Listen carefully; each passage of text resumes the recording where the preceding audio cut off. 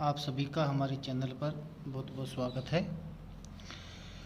अगला हमारा टॉपिक है और वो है भू चुंबकत्व। भू चुंबकत्व का मतलब है भू यानी धरती, चुंबकत्व यानी चुंबक का गुण। अर्थात इस टॉपिक के अंदर हम पृथ्वी के चुंबकत्व के गुण की बात करेंगे। तो देखिएगा, पृथ्वी एक चुंबक के समान व्यवहार करती है। जो हमारी पृथ्वी है वो चुंबक के समान बिहेव करती है। पृथ्वी के चुंबकत्व को भू चुंबकत्व कहते हैं या पार्थिव चुंबकत्व कहते हैं। अर्थात इसका जो मतलब है वो ये है कि पृथ्वी का जो चुंबकत्व है उसको या तो हम भू चुंबकत्व कहते हैं और इसका दूसरा जो नाम है वो है पार्थिव चुंबकत्व। क्लियर? अब आगे देखिए, पृथ्वी की सतह के भिन्न भिन्न स्थानों पर चुंबकीय क्षेत्र का मान भिन्न भिन्न होता है। अर्थात जो पृथ्वी की जो जगह है, अलग अलग जगह पर अलग अलग चुंबकीय क्षेत्र की वैल्यू होती है।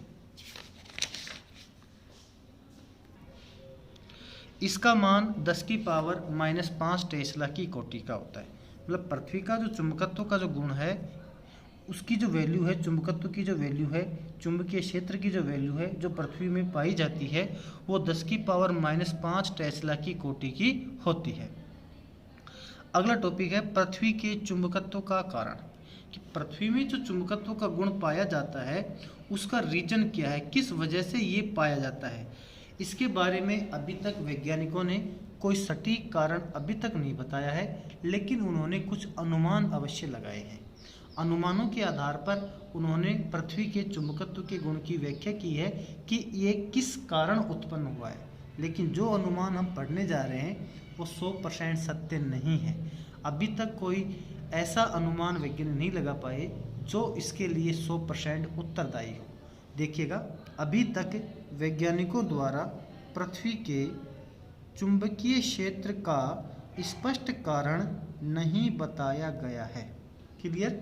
उनके द्वारा कुछ अनुमान लगाए गए हैं जो निम्न हैं। देखिएगा क्या क्या अनुमान लगा रखे वो देखो। नंबर 1, पृथ्वी के अंदर इसके केंद्रीय भाग में पिघली अवस्था में लोहा तथा निकल पाए जाते हैं। मतलब पृथ्वी का जो केंद्रीय भाग है उसमें पिघली हुई अवस्था में लोहा और निकल पाए जाते हैं। ठीक है, इसी की वजह से पृथ्वी बीच में भारी है और इसका बैलेंस बना हुआ है। अगर बीच में ये हल्के पदार्थ से बनी होती तो पृथ्वी का कभी बैलेंस नहीं बनता, लेकिन इसका जो सेंटर है हमारी पृथ्वी का वो लोहे और निकल जैसी भारी धातुओं से मिलकर बना है, इस वजह से इसका बैलेंस बना हुआ है। तो देखिएगा, जब पृथ्वी अपने अक्ष पर घूमती है तो यह पिघली हुई धातु भी साथ साथ घूमती है। जब पृथ्वी घूमती है तो ये पिघली हुई धातु भी साथ साथ घूमती है और इस पिघली हुई धातु के बहने से इस धातु में संवहन धाराएं उत्पन्न होती हैं और इस संवहन धारा के कारण ही पृथ्वी में चुंबकीय क्षेत्र उत्पन्न होता है। नंबर 2, दूसरा कारण समझिए पहले आप कि हमारी पृथ्वी के चारों तरफ वायुमंडल होता है और वायुमंडल की जो सबसे ऊपरी परत होती है वो होती है आयन मंडल। आयन मंडल में आयन उपस्थित रहते हैं। जब पृथ्वी अपने अक्ष पर घूमती है तो आयन मंडल में उपस्थित आयन भी उसके साथ साथ घूमते हैं और आयनों के घूमने के कारण आयनन धारा उत्पन्न होती है और इस आयनन धारा के कारण पृथ्वी में चुंबकीय क्षेत्र उत्पन्न होता है। तो देखो, पृथ्वी के चारों ओर वायुमंडल में आयन मंडल उपस्थित होता है। जब पृथ्वी घूमती है तो यह आयन मंडल भी घूमता है जिससे आयनन धारा उत्पन्न होती है, जिसके कारण पृथ्वी में चुंबकीय क्षेत्र उत्पन्न होता है। तीसरा जो रीजन है वो वैज्ञानिकों ने प्रारंभ में माना था, लेकिन बाद में इसका खंडन कर दिया गया। प्रारंभ में वैज्ञानिकों ने माना था कि पृथ्वी के अंदर एक विशाल चुंबक का अस्तित्व होता है और उसी विशाल चुंबक के कारण पृथ्वी में चुंबकीय क्षेत्र पाया जाता है। लेकिन जब पृथ्वी को जगह जगह से खोदा गया किसी भी कारण से, तो कहीं पर भी इसका अवशेष हमें प्राप्त नहीं हुआ कि भाई कहीं कोई चुंबक मिला हो, कोई ठोस वस्तु मिली हो जिसमें केवल और केवल चुंबकीय गुण हो। ऐसा हमें कहीं पर भी नहीं मिला पूरे संसार में। इससे बाद में ये अवधारणा को हटा दिया गया कि ये सही है, बाद में इसको हटा दिया। प्रारंभ में यह माना गया था कि पृथ्वी में एक विशाल चुंबक पाया जाता है जिसके कारण इसमें चुंबकीय क्षेत्र उत्पन्न होता है, लेकिन बाद में इसका खंडन कर दिया गया। क्लियर। अब देखिए नोट के अंतर्गत जो भी बातें हमारे टॉपिक में, विभिन्न टॉपिक्स में जो आती हैं नोट के अंतर्गत, वो जो बातें हैं उन बातों को आप अच्छे से याद किया करें, क्योंकि जो नोट में जो पॉइंट आते हैं उन पॉइंटों पर 1 नंबर का सवाल बनता है। तो देखो, पृथ्वी के चुंबकीय क्षेत्र का उत्तरी ध्रुव, पहले मैं इसको समझा देता हूँ कि क्या कहना हम चाह रहे हैं इसके अंतर्गत, वो समझो आप। हमारी पृथ्वी के अंदर देखो जो चुंबकीय क्षेत्र होता है, अर्थात जो चुंबक का अस्तित्व हम मानते हैं वैसे होता नहीं है, कि पृथ्वी के अंदर जो चुंबकीय क्षेत्र पाया जाता है उस क्षेत्र का उत्तरी ध्रुव, उस क्षेत्र का उत्तरी ध्रुव भौगोलिक दक्षिण की ओर होता है और दक्षिणी ध्रुव भौगोलिक उत्तर की ओर होता है। इसका मतलब समझना आप, जैसे मान लीजिए इधर उत्तर है, जैसे ये पेन है, इसके ढक्कन की तरफ इधर क्या है, उत्तर है, नॉर्थ है, समझ गए। अगर इधर उत्तर है तो उस पोजीशन में जो पृथ्वी के अंदर जो चुंबकीय गुण रहेगा उसका अंदर दक्षिणी ध्रुव रहेगा। इस वजह से ये दंड चुंबक जो है उसको जब लटकाएंगे हम तो उस दक्षिणी ध्रुव से ये उत्तरी ध्रुव आकर्षित होगा और आकर्षित होकर इसी दिशा में रुकेगा। मतलब कि हम जब दंड चुंबक को लटकाते हैं तो ये उत्तर दक्षिण दिशा में ठहरता है, अर्थात दंड चुंबक का एन सिरा उत्तर दिशा में और एस सिरा दक्षिण दिशा में होता है। ये बात समझ में आ रही है। तो ऐसा इसलिए होता है क्योंकि पृथ्वी में इसका अपोजिट चुंबकीय गुण होता है। उत्तरी दिशा में दक्षिणी ध्रुव होता है और दक्षिण दिशा में उत्तरी ध्रुव होता है। तो जो पृथ्वी के अंदर जो उत्तरी ध्रुव दक्षिणी ध्रुव है उससे ये उत्तरी ध्रुव आकर्षित होकर इस साइड में रुक रहा है।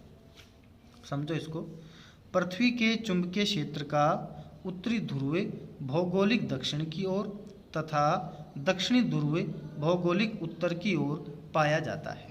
क्लियर। नंबर 2, पृथ्वी उसके भौगोलिक अक्ष से 11.3 डिग्री पर झुकी हुई है। भाई पृथ्वी जो है हमारी हल्की सी झुकी हुई है, बिल्कुल सीधी नहीं है। कितने डिग्री पर झुकी हुई है, वो कोण है 11.3 डिग्री। अगला टॉपिक, भूचुंबकत्व के अवयव। पृथ्वी के किसी स्थान पर, सुन लो पहले समझ लो इसको, भूचुंबकत्व के अवयव क्या होते हैं।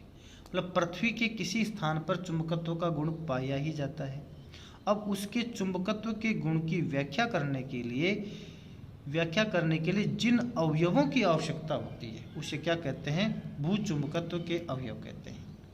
तो देखो, पृथ्वी के किसी स्थान पर उसके चुंबकत्व की व्याख्या करने के लिए जितने अवयवों की आवश्यकता होती है उन्हें भूचुंबकत्व के अवयव कहते हैं, जो निम्न हैं।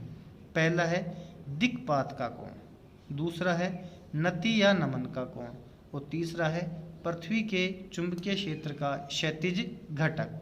अब हम तीनों को अलग अलग पढ़ेंगे और ये तीनों के तीनों जो हैं वो एग्जाम में पूछे हुए हैं और ये भी वेरी इंपॉर्टेंट है, एग्जाम में पूछा जाता है। देखिए आगे इसके बाद में कि पृथ्वी के किसी दिक्पात का कोण क्या है। दिक्पात के कोण का मतलब समझना आप। जैसे मान लीजिए ये उत्तर दिशा है और ये दक्षिण दिशा है, ठीक है। इसको सीधा मिला दीजिए आप, एक लाइन बन जाएगी। और इस लाइन को मैं बनाना चाहूँ, मेरे पास कोई कागज भी नहीं दिख रहा फिलहाल, किसमें बनाऊँ।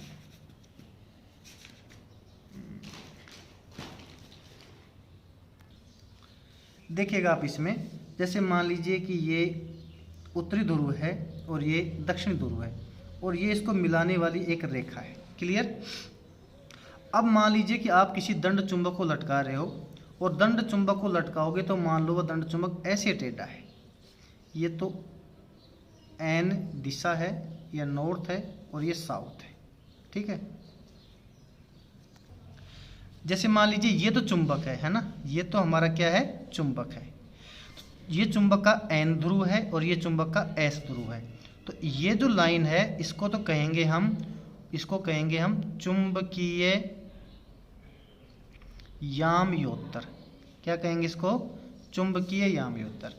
और ये जो N और S जो दिशा है, डायरेक्शन है, जो हमारी उत्तर और दक्षिण जो दिशा है, इसको कहेंगे हम भौगोलिक